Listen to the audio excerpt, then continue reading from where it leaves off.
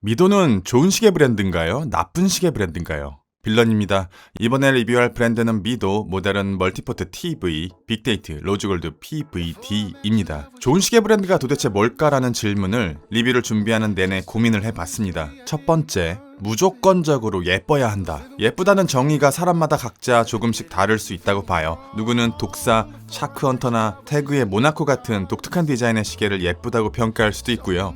누구는 만인이 좋아하는 보편적인 디자인을 예쁘다고 평가할 수도 있어요.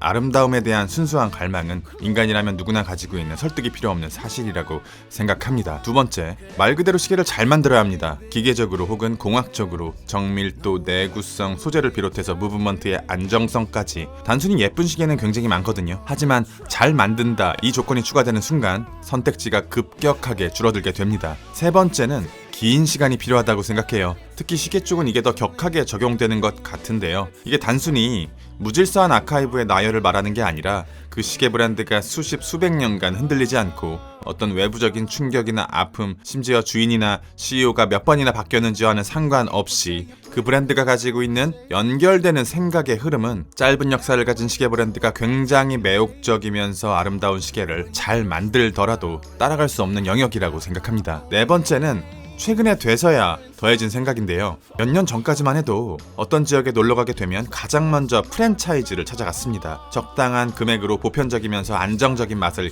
구현해주는 그런 집들이요. 그런데 언제부턴가 평점이 높고 리뷰가 많은 비프랜차이즈를 찾아다녔어요. 그런데 이제는 그것조차도 거릅니다. 진짜 제 입맛에 맞는 맛집은 오히려 평점이 낮고 리뷰 수가 적은 경우가 더 많다는 걸 알게 되었거든요. 시계도 마찬가지로 넓은 폭보다 깊이감이 더 중요해지는 시기가 왔다고 생각해요. 모든 것을 전부 잡으려는 둥글둥글한 시계 브랜드보다 자기만의 영역을 공고히 파내려가는 뾰족한 시계 브랜드가 더 높게 평가받는 시대가 올 거라고 생각합니다.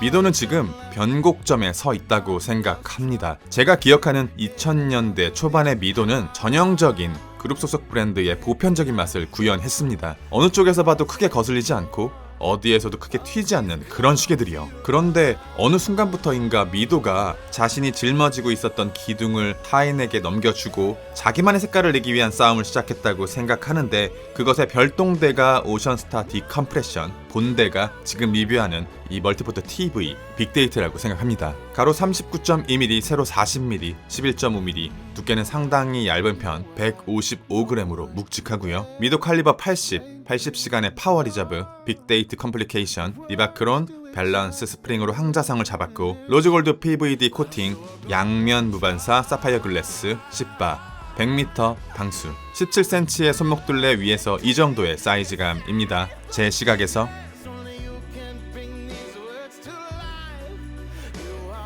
시계 바로 앞에서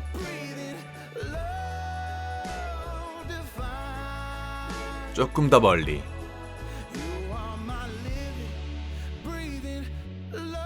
주머니 속에서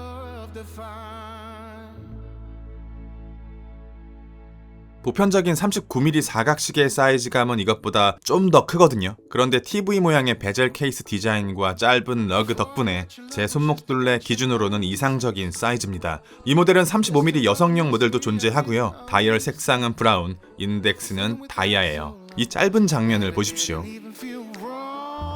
3배 더 느리게 슬로우 모션으로 보여드릴게요.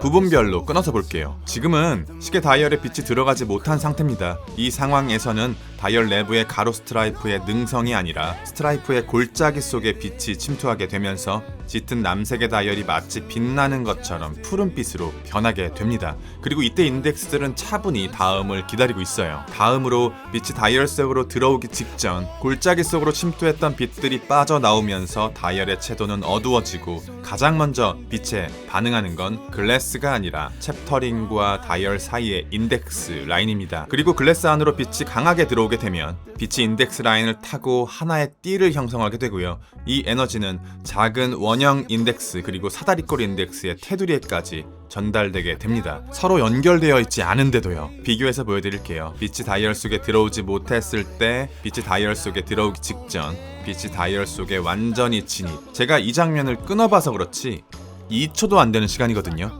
그리고 이렇게 글래스 위로 빛이 무작위적으로 쏘여졌을 때도 굉장히 부드럽게 대처합니다.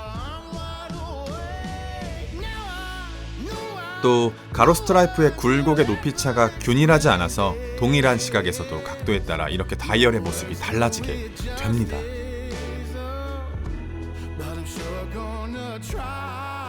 저는 시계 색상을 선택할 때 제 판단을 잘 믿지 못하는 편입니다. 그래서 아이코닉한 시계의 색을 선택하는 경우에는 아이코닉한 색상을 고르는 경우가 많거든요. 보통 1세대, 그러니까 그 모델의 첫 번째 버전의 색상이 워치메이커에 가장 많은 고민이 들어가 있고 가장 하고 싶었던 말을 담은 색상이라고 생각을 하거든요. 그럼에도 불구하고 이 모델은 옐로우골드 PVD나 로즈골드 PVD가 가장 아름답다고 생각합니다. 이 불규칙 가로 스트라이프와 그라데이션 색감의 조합 때문이지 않을까 추측하는데 스틸과는 미적으로 비교가 안 돼요.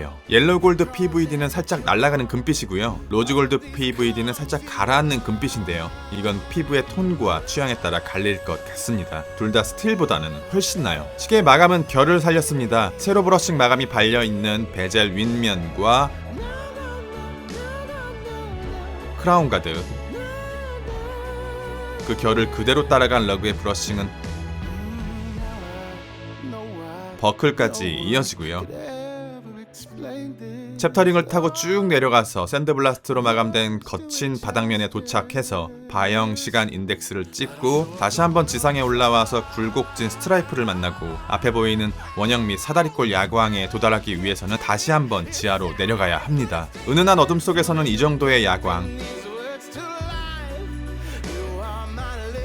완전한 어둠 속에서는 이 정도의 야광입니다. 핸즈의 피니싱은 이 정도고 자세히 보면 빅데이터의 높이가 다르다는 점, 두 개의 서로 다른 데이트 창이 위아래로 교차하고 있음을 추측할 수 있습니다. 시계의 디자인은 텔레비전으로부터 왔습니다. 텔레비전이라고 하니까 요즘 분들은 진짜 TV가 어떻게 생겼는지 모르실 수도 있을 것 같아요. 원래 TV는 이렇게 생겼습니다. 시계 씬에서 TV 디자인을 베이스로 만들어진 시계는 이게 유일하고요. 그래서 대체가 어렵습니다. 그나마 비슷한 디자인이라고 한다면 파텍 필립의 노틸러스나 아쿠아넛 정도가 있지만 그 둘은 손목시계의 영역을 넘어버렸고요. 12시 베젤 부분에 점은 TV의 램프, 빅데이트는 채널 표시창, 다이얼은 신호가 약할 때의 노이즈를 구현했어요.